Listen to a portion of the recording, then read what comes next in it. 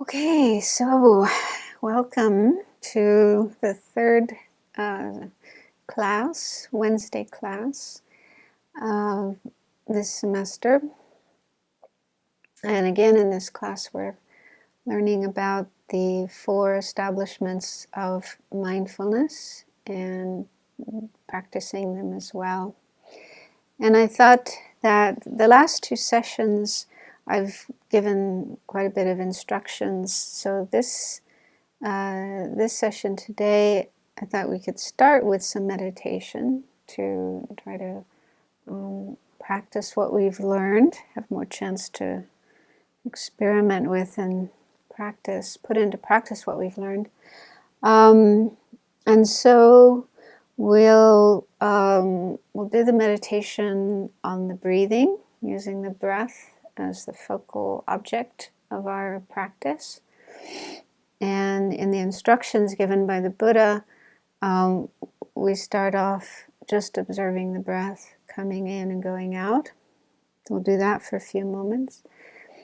And then he goes on to talk about observing if the breaths are long or short, not trying to make them long or short, but just sometimes the body breathes in a longer way and sometimes in a shorter way.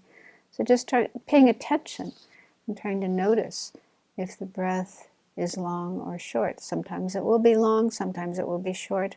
Although it's, then there's this question of, well, where's the dividing line between long and short? Buddha didn't explain that. So I think we just have to make our own determination of whether it's long or short. And I think paying attention to the breath being long or short helps to develop this factor of vigilance or introspective awareness, which I spoke about last week. And so this is the mental factor that is aware of what is happening in our body and mind, what our body is doing, what our mind is doing. And it's sometimes compared to a kind of guard or sentry, because if we do want to develop ourselves on the spiritual path, we need to be careful to avoid doing things that are unwise and unskillful and create more suffering for ourselves and others and take ourselves away from enlightenment and continue to be in samsara. So we want to make sure that what we do with our body and our mind and our speech as well is wise and skillful and will help us go towards enlightenment rather than more suffering. And so it's this mental factor. I'm calling it vigilance just because it's shorter and easier to say than introspective awareness. So that mental factor is what pays attention to and notices what is going on with our body and mind. So if we are paying attention to whether each breath is long or short, that helps to sharpen that mental factor of vigilance, cultivate it further. And then after doing that for a while, I thought we could add on the next part of the instructions given by the Buddha in the sutra. And so this is I'll read what the Buddha said. He said, he trains thus, meaning the practitioner trains thus, I shall breathe in, experiencing the whole body. He trains thus, I shall breathe out, experiencing the whole body. So what does it mean to experience the whole body? There's actually different interpretations. People who comment on the sutra, who wrote commentaries to the sutra, both in the past, but also nowadays, teachers and so on. So there's different interpretations. So one interpretation is that whole body refers to the whole body of the breath, the entirety of the breath, from the very beginning all the way through to the end. So you're really focusing very carefully on the entirety of each inhalation of breath and each exhalation of breath. So that's one interpretation. Another interpretation says that, no, wait a minute, we've already been doing that because in the second step of paying attention to whether the breath is long or short, we have to be paying attention to the entirety of the breath to know if it's long or short. And so they interpret whole body to mean literally the whole body, meaning that we expand our awareness. We don't stop watching the breath. We continue observing the breath coming in and going out. But we let our awareness expand further so that we're aware of the whole body and have this awareness of the breathing taking place within the entirety of the body. So Joseph Goldstein, in his book, he says both interpretations are valid, and we could use both of them at different times. He said, for example, there may be times when we are focusing too tightly on the breath. We're really concentrating on the breath and really, really tight in a kind of controlling way. There may be this attitude of controlling the breath that comes in, which I often hear people talk about. I don't have that experience, but some people say they can't watch the breath without controlling it. So maybe, yeah, some people just have that tendency to be controlling. So if we're too tight and too controlling with the breath, then he said, then it would be good to expand our awareness. Don't focus only exclusively on the breath, but let your awareness expand and be aware of the whole body. But on the other hand, there may be times when our awareness is just kind of spaced out. We're sort of lost in space, lost in thoughts, not able to really focus very well. And at those times, then it could be helpful to only focus on the breath, because that will make our mind more focused, more calm, less distracted. So he seems to say we could adjust, we could alternate. Sometimes focus only on the breath, think of whole body, meaning the whole body of the breath. Sometimes we could, take it literally and understand whole body to mean the entire body. Okay, so I'll introduce these different parts of the practice a little bit as we go along in the meditation, so you don't have to remember all the instructions right from the beginning. And also, I encourage you to try to have the qualities that we talked about so far. There are these 4 qualities that we need to try to have when we do this practice of the establishments of mindfulness. The first quality being ardency or enthusiasm, or maybe we could even say joyous effort, having a sense of joy and delight and enthusiasm about doing the practice rather than, I don't really want to do this, but I have to do it because my teacher is telling me to. So really try to feel that we're fortunate to have the opportunity to do this practice. It was something taught by the Buddha, and it's been practiced by followers of the Buddha for the last 2,500 years with wonderful results. They've even been able to achieve enlightenment and nirvana by doing this kind of practice. So we're really fortunate to have the chance to learn it and practice it, even if it's just taking a few baby steps in the practice. So try to have this sense of joy and enthusiasm for doing it. And the second quality that we looked at is vigilance or introspective awareness, which is just this aspect of the mind that's watching, paying attention to what is going on in our body and mind. And for example, knowing if our mind is on the breath or lost in space, thinking about other things. So if you do notice your mind has been distracted, thinking about something else other than the breath, then that's vigilance. It's vigilance or introspective awareness that notices that your mind has wandered away And then you can bring it back to the breath. And vigilance would also notice if maybe something's happening in our body, like if we're slouching or not really sitting in a good position for meditation. And then we can correct that problem as well. Okay, so let's begin the meditation. And as I say, I'll remind you of the instructions as we go along. So put yourself in a comfortable position for meditation. It's also important that our posture be a conducive one for meditation. That means trying to keep the back straight, but the shoulders relaxed. Hands in the lap.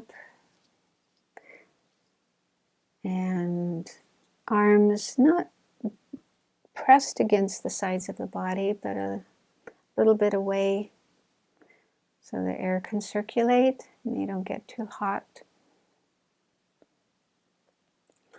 And eyes can be left open a little, looking down, so there's some light coming into the eyes.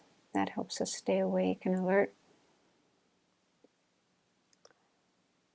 And it's also good to place the tip of the tongue on the roof of the mouth behind the upper teeth. That reduces the need to swallow, which can become a distraction during meditation.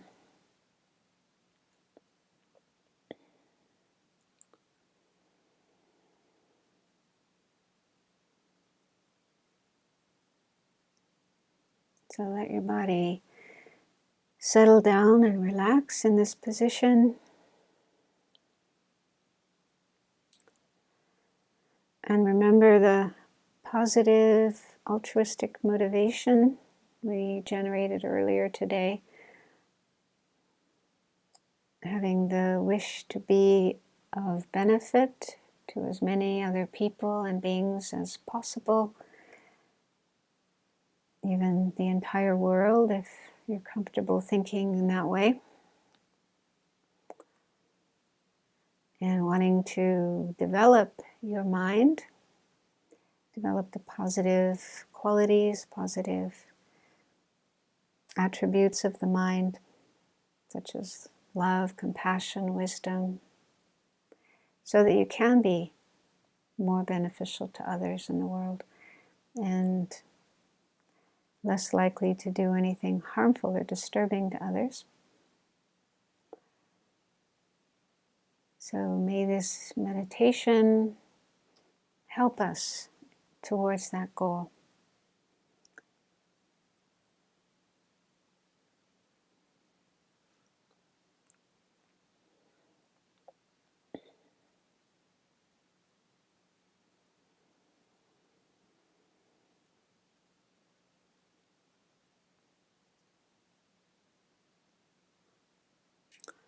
And then focus your mind, your awareness on your breath. Just allowing the body to breathe in a natural way without controlling it.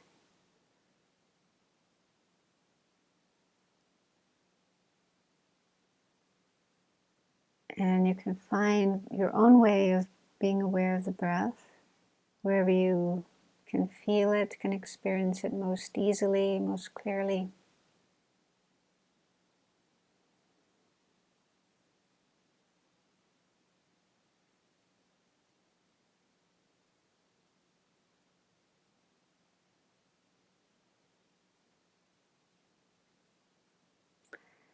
So that's the focal object, the meditation object, the breath.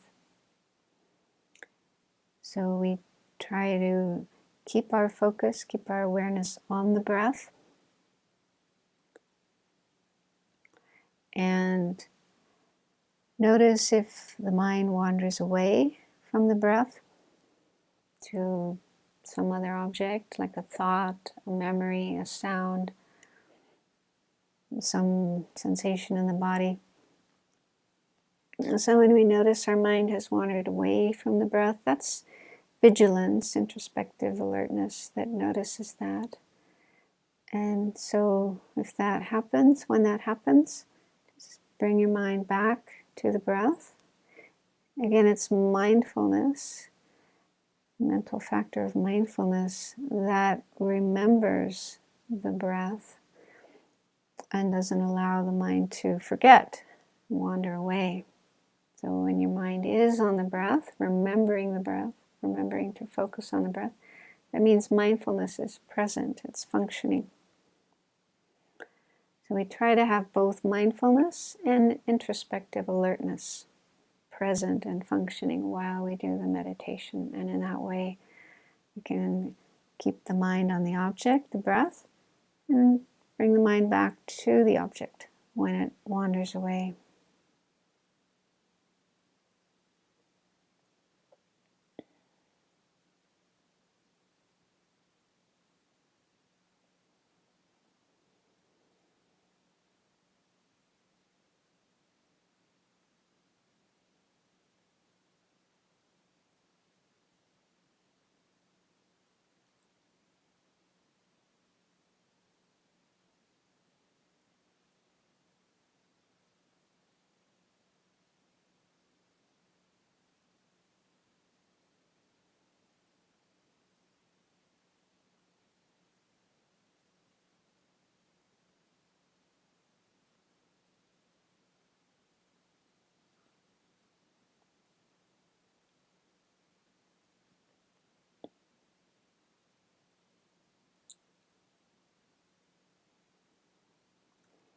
And when your mind has gained some stability on the breath, you can also bring in the next step of the instructions, which is to notice when the breath is long and when it's short.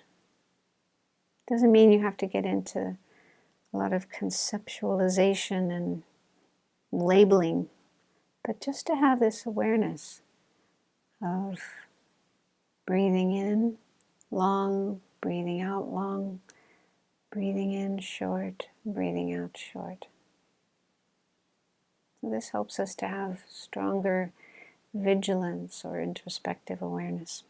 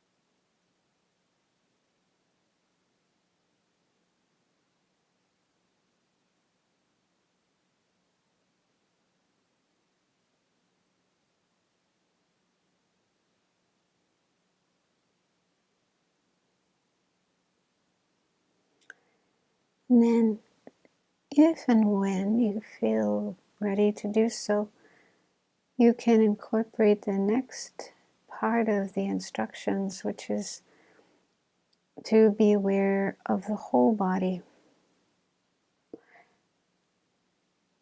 And so that means you continue being aware of the breath flowing in and out, but your awareness expands so that you're aware of the breath taking place within a whole body.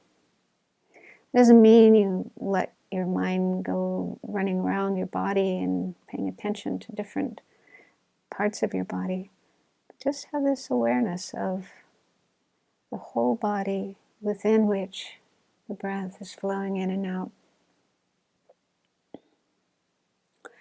But if you find that doing that causes your mind to be distracted, your concentration to be unstable, then you can go back to just focusing on the breath, and you can think of whole body referring to the whole body of the breath, the entirety of the breath.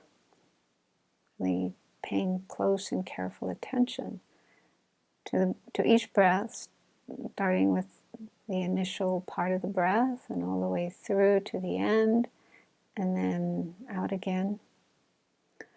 So you can choose which of those ways of thinking or interpreting the meaning of whole body to find which way works better for you.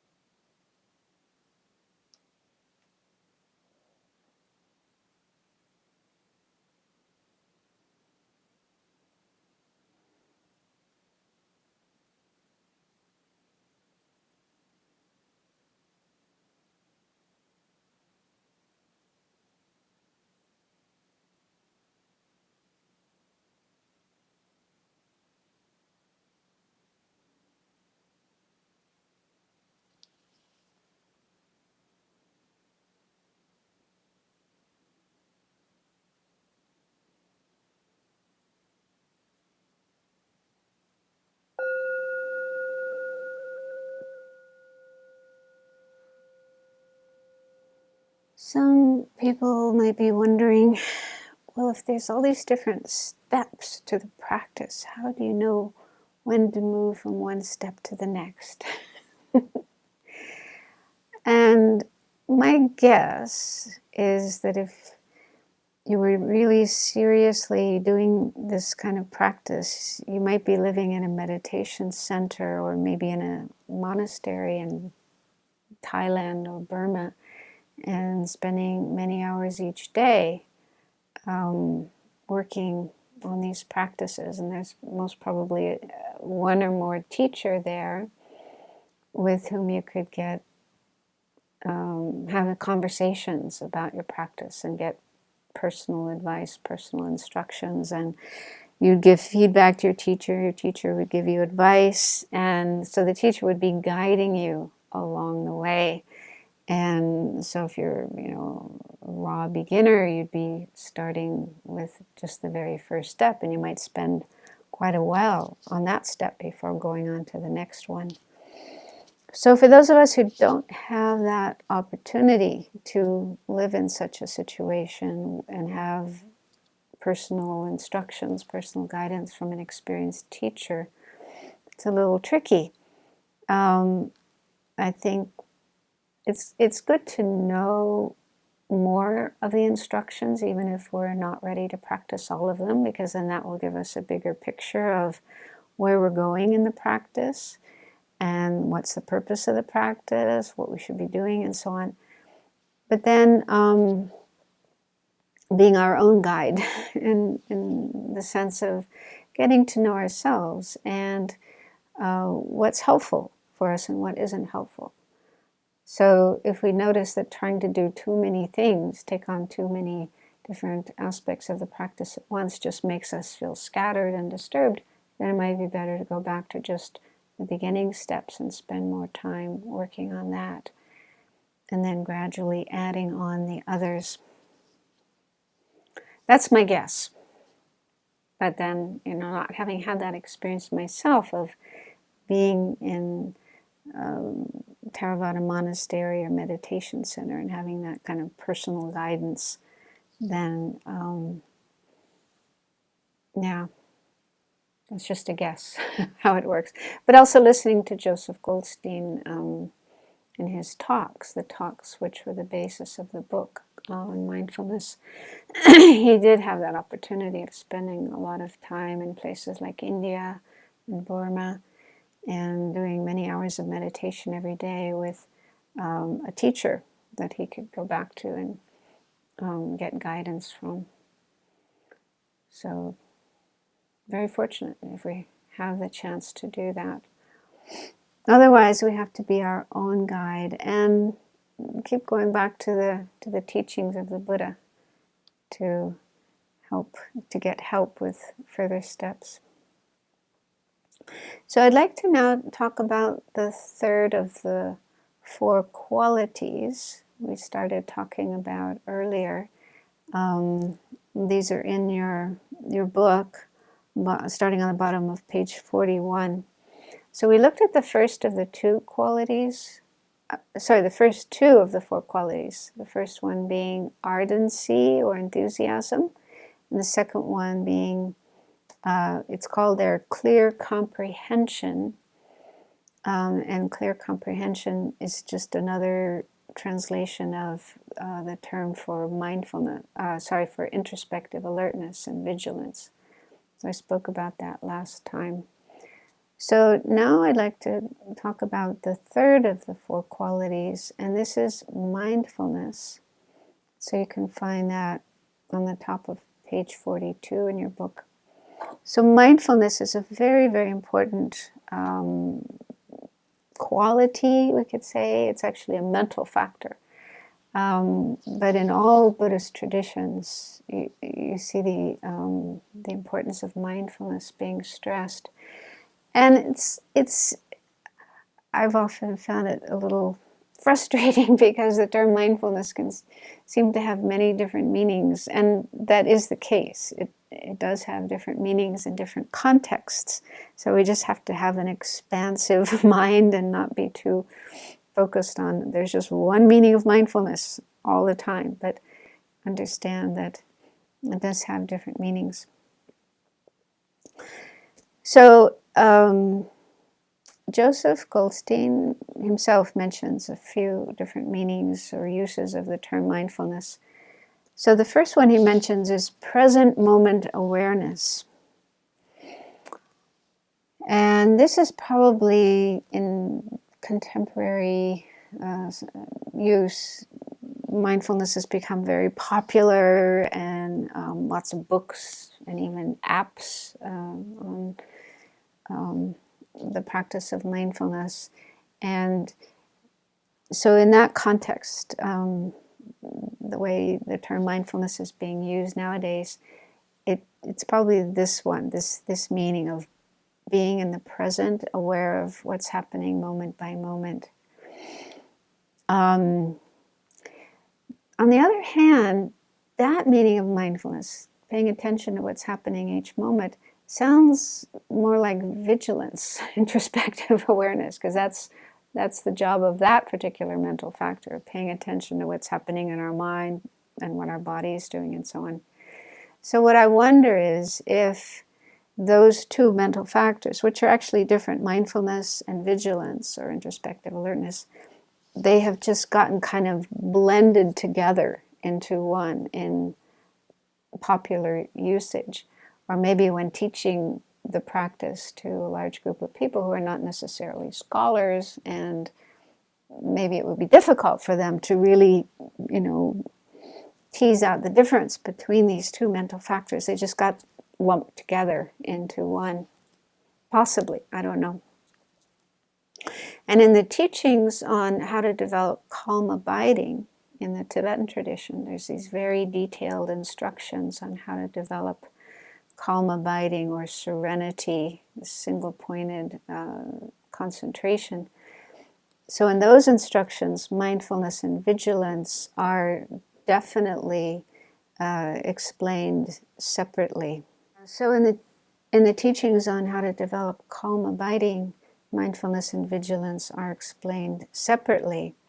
And in that context, mindfulness is what remembers the object. So it's able to keep our mind on our object, like the breath or whatever we're meditating on.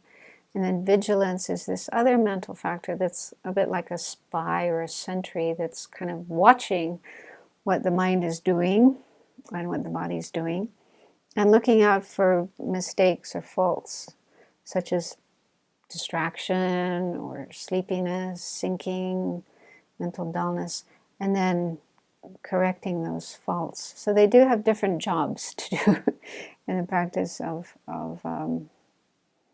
developing calm abiding. And even here in Joseph Goldstein's book, he says that a more accurate term for this present moment awareness, just paying attention to what's happening in the moment, is bare attention. So that's another term that's often used in Buddhist meditation circles, bare attention. That's when we're simply aware of what's happening in the moment without interfering with it. And he gives the example of when we're listening to music. If you're a classical music fan and you're listening to some piece of classical music, you just pay attention to the music itself, moment by moment. You're not thinking about what's coming next or what just happened, but you're just paying attention to the music playing at that moment. So that's an analogy for this present moment awareness. And I was thinking too, in your work as therapists, this is what you're doing with your patients when you're having a session with your patients and they're talking. You're paying attention to what they are saying, as well as other, the tone of voice and facial gestures, body language. So you're paying very careful attention, moment by moment, to what your patients are doing and saying, and without a judgmental attitude, but just tuning in and being present. So that's one usage of the term mindfulness. Just just being aware of what's happening in the moment. And then another use of the term mindfulness is, this is mentioned by Joseph Goldstein, wholesome recollection of, for example, the Buddha, Dharma, and Sangha, ethics, and so on. So here he's talking about a kind of practice that was taught by the Buddha. The full practice is known as the 6 recollections. And recollection is another term, another English translation for the same word of sati, mindfulness. And so in this practice, you contemplate, for example, good qualities of the Buddha. So the first of the 6 recollections is of the Buddha. So recollecting the Buddha or mindfulness of the Buddha means you're thinking about the Buddha's good qualities, what the Buddha has done, good qualities he's attained, and so on and so forth. And this has a very beneficial effect on the mind. It makes your mind kind of calm, peaceful, joyful, and also more pure. Buddha himself said doing this kind of practice purifies the faults, the defilements of the mind. And it can generate a lot of faith and enthusiasm to follow the Buddha's teachings, practice what the Buddha taught. So that's another use of this term mindfulness, being mindful of those objects, Buddha, Dharma, Sangha, and so on. Another use of mindfulness, the term mindfulness, is in the context of 5 spiritual faculties, or powers, they're sometimes called as well. And these are 5 qualities we need to have as part of our practice in order for our practice to go well and bring about liberation, enlightenment, and so on. And so these 5 spiritual faculties are faith, energy, mindfulness, concentration, and wisdom. So later we can go into each of these and what they mean and how to develop them as well. But Joseph Goldstein said that mindfulness in the context of these 5 faculties has the ability to balance these faculties. They need to be balanced, and it's possible they could become imbalanced. We might have too much of one and not enough of another. So as an example, he said one of the faculties is faith. And if we have too much faith, that can sometimes cause us to become dogmatic and maybe narrow-minded, focused on our views and hostile to other people's views. And so that means we have too much faith and not enough wisdom. So mindfulness can help us notice that and become aware, I've got too much of this and not enough of that. And so then we can balance that out by increasing our wisdom. Just my own thoughts about that would be to just think, well, it's not realistic to expect everybody to agree with me and hold the same views that I have. There's lots of other good views out there that people hold, and so I need to have respect for the views of other people and respect their right to hold their own views and not expect them to hold mine. So by cultivating more wisdom and skillful, means in terms of dealing with others, we can keep faith and wisdom in balance. And another example he gave was effort and concentration, 2 of the other spiritual faculties. Those need to be balanced because he said if we have too much effort and not enough concentration, that can cause us to be kind of restless and agitated.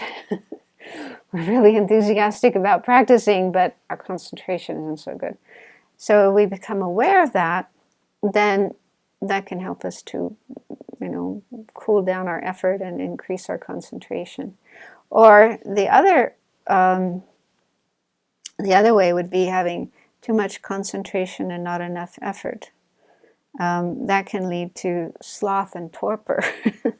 So we might have very good concentration, but our effort or energy is lacking. It's become kind of slack, and so then our mind can get a bit dull and heavy and not have this sharp, clear vividness we need.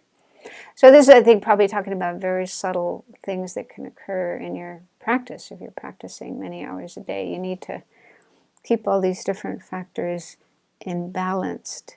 And mindfulness is something that enables you to do that, because mindfulness enables you to recognize what's going on and keep them in balance. But again, that sounds more like vigilance or introspective awareness that notices, oh, I got too much of this, and it's causing me to go in a not very good direction.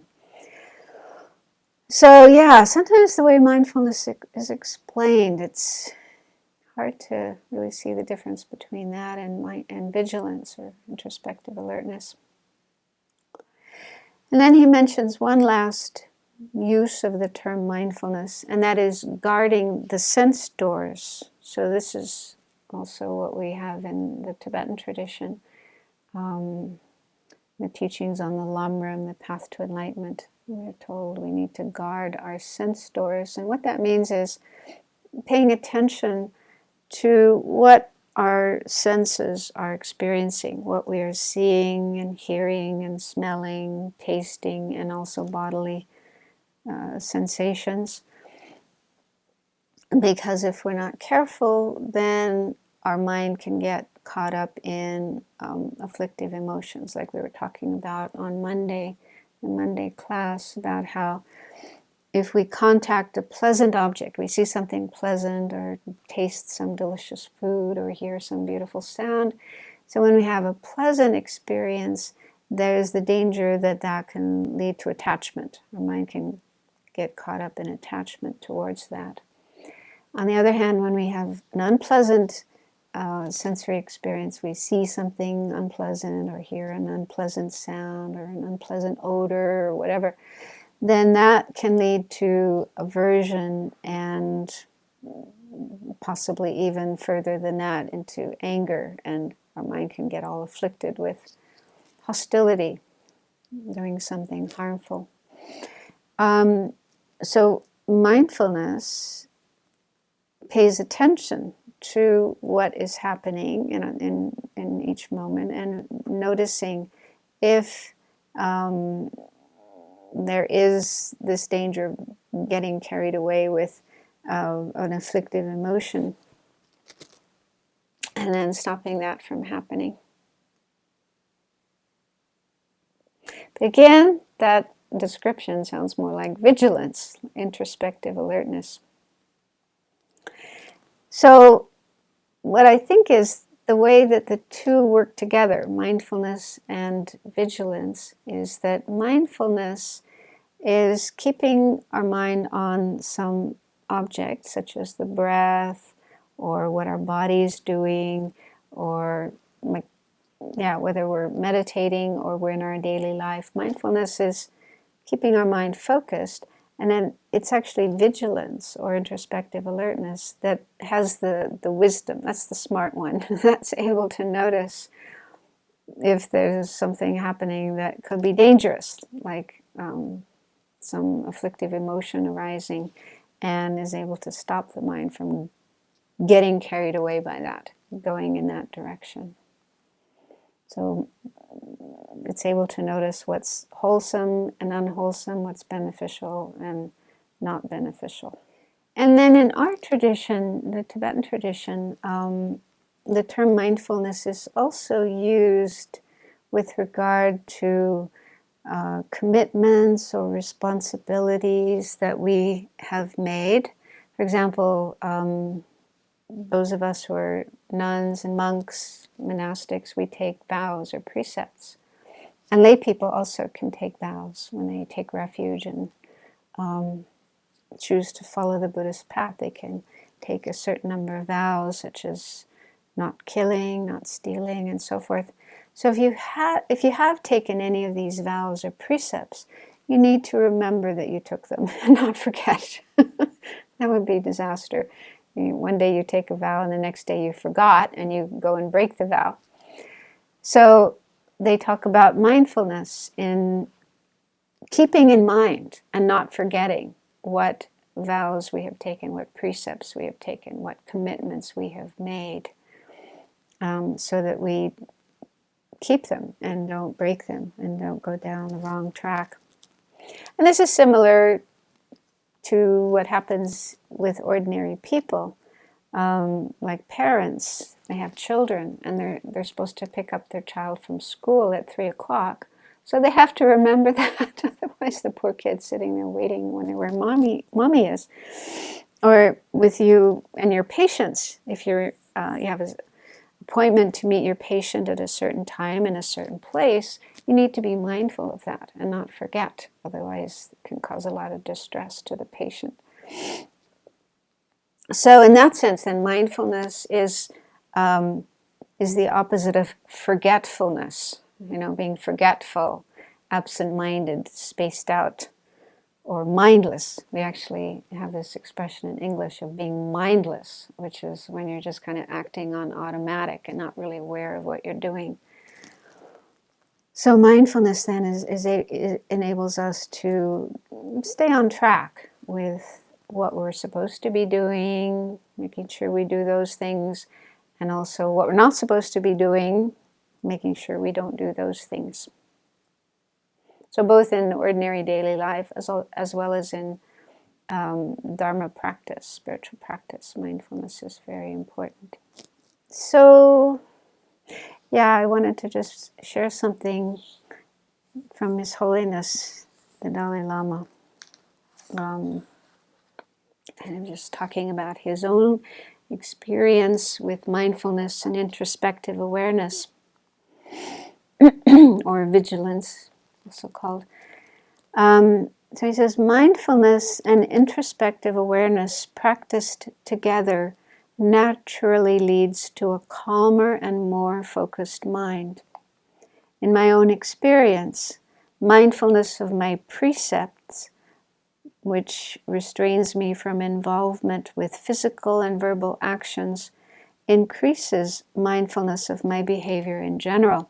So remembering that he's taken vows, precepts, helps him to be more mindful in general of his behavior. This spurs me to examine what is happening in my mind.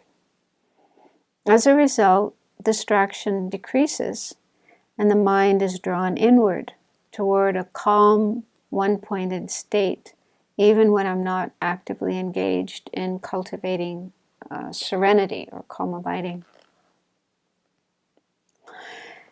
When anger arises in a well-trained mind, introspective awareness notes anger has arisen.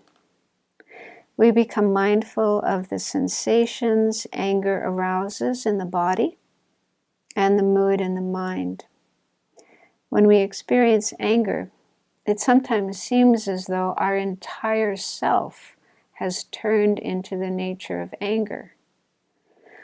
Observing the anger as it manifests in the mind, instead of fixating on the story that sparked it, immediately helps dissolve the anger.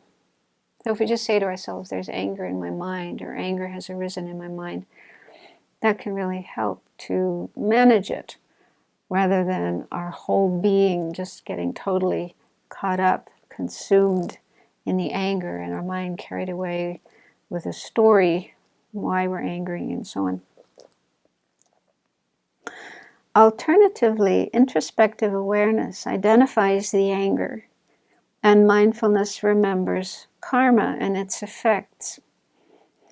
We experience disturbing situations as a result of the actions we have engaged in, so being angry at another person is misplaced.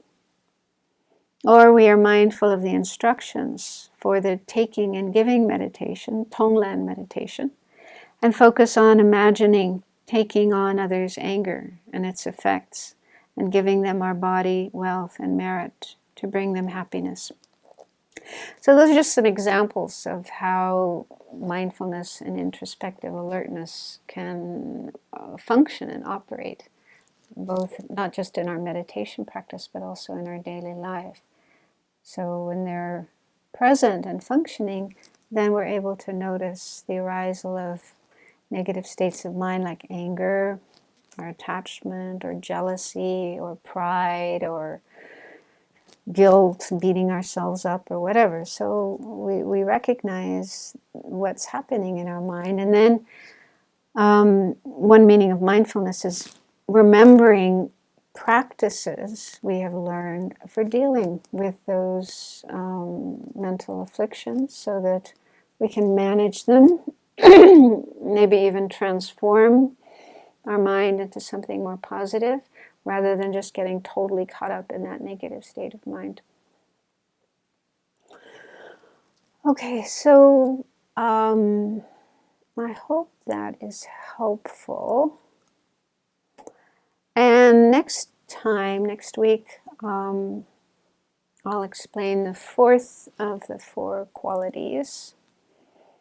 And then we'll look at other aspects of the practice of mindfulness with breathing, which again is part of mindfulness of the body. That's the first of the four establishments of mindfulness of the body. So it starts with the breathing and then can move on to other aspects of awareness of our body. So let's just quickly, we have a few minutes left. In your book, on page 42, there's some excerpts from a book by Thich Nhat Hanh on mindfulness of breathing. And he goes through these four phases. We've already looked at the first three of the phases, which are just being aware of the breath, and then being aware if the breath is long or short, and then the full body, the entire body, either of the breath or the body itself. And the fourth phase, which we can practice next week, is calming the breath, body, and mind. So the Buddha said, breathing in, I calm the activities of my body. Breathing out, I calm the activities of my body. And Thich Nhat Hanh says this exercise, which is a continuation of the third, uses the breath to realize peace and calm in our whole body, for the functions of our body to be smooth and peaceful. So I think this is something that just happens naturally. We don't have to make our body calm, but if we're doing this practice, really paying attention to the breath coming in and going out, it does have a natural calming effect on our body and on our mind, our thoughts, our emotions, and so on. So we'll experiment with that next week. Okay, so let's complete this class by making a mental dedication of the merit, the positive energy we have created by coming together and doing meditation and learning and doing all this with a good motivation, an altruistic motivation to benefit all beings. So remember that motivation, and now let's share the positive energy that we've created with all living beings. May it bring peace, happiness, relief of suffering and the causes of suffering, and may it be helpful for all living beings to get in touch with their real nature so that they can awaken their potential for enlightenment.